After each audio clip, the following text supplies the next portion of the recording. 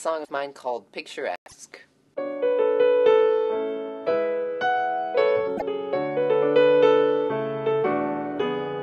I like to think of specific textures and colors, how it feels. Like, does it feel hot, cold, overwhelming, quiet, that kind of thing.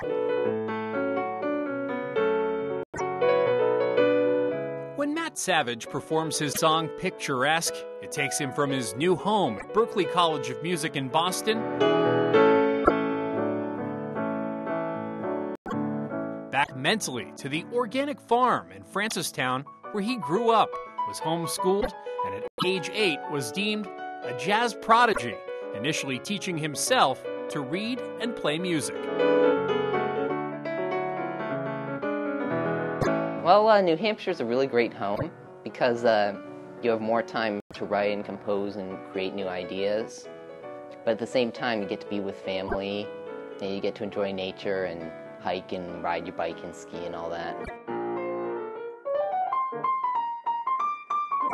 The farm is where New Hampshire Chronicle last caught up with Matt back in 2005. I started on a little toy piano which had the C scale. And that was it, so I could play Twinkle, Twinkle, Little Star. These days, he's only an hour-and-a-half drive from his family's farm, but at Berklee, he's a world away. I get to play with a lot of the best musicians, like to just jam for fun. Like, we don't just have to play gigs, we can just play together and improvise on some jazz standards. In Boston, there's all kinds of live music to take in. Well, I think it's really taught me how to play for audiences. You can get into a lot of student discounts, so you can go like from a classical concert to a jazz concert, then a jam session, and then go to some big epic rock concert. It's all in there. At age 18, he's now almost halfway through his college experience. It's just a really cool place. There are lots of musicians. It's very diverse.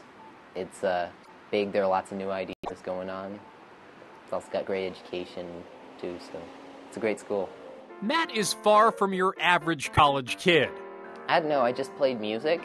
I mean, my first concert, just before I turned 9, well, that was sort of a big deal because, I mean, I'd never played a concert before, but then I just had more of them, and then it just sort of became a routine, like.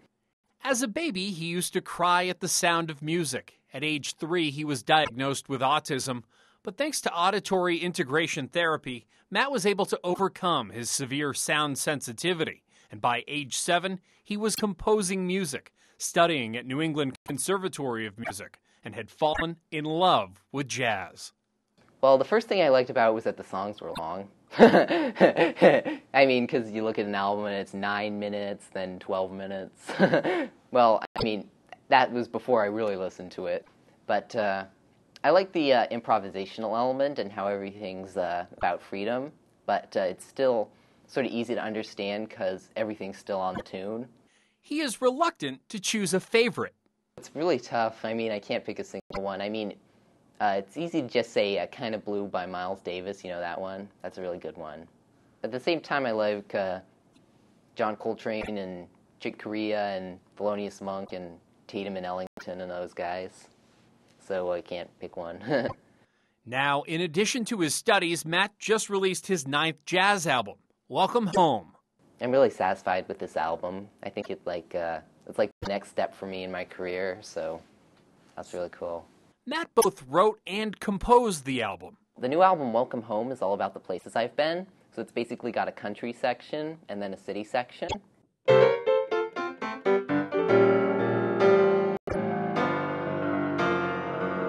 It includes a song called Welcome Home, Boston.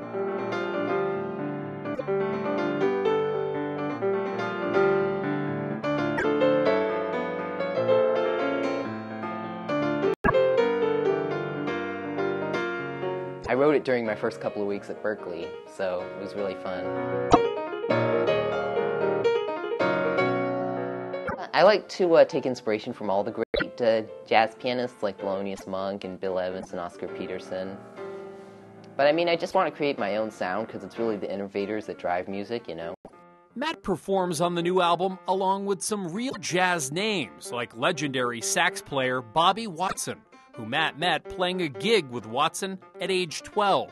I don't know. Sometimes they call me. Sometimes sometimes we call them, etc. I know it just falls into place. So sometimes I get gigs in cool places. He has had some cool gigs playing on TV for David Letterman, Conan O'Brien, and The Today Show, just to name a few. He's played Jazz Fest in New Orleans, even traveled to Singapore to perform at age 10. It was actually 3 gigs. One was at a school, one was at the Botanical Gardens, and then the other one was for the president of Singapore. Matt says gigs with artists like Shaka Khan have helped him grow. I think it's really helped me make each gig special, because, I mean, just playing with Shaka and putting all your soul into it, because she just belts out those notes. She's amazing. So, what's next? Just finish my degree, continue to perform, get more gigs. That's probably what's in the near future for me. Do you want to get married? Do you want to have a family? Oh, that would be really great, too. I mean, I don't feel like I'm a jazz player all the time, because, I mean, like, I'm just a normal guy. I like to live life, you know? Like, I'm going to play a concert every month, about once a month, maybe twice a month, and then I'll go see concerts, but then I'll just be on the farm or going skiing. Matt's secret goal? To teach at Berklee. It would be really cool for me to be an all-around musician. Like a lot of jazz musicians perform, compose, and teach at the same time, so that would be really cool.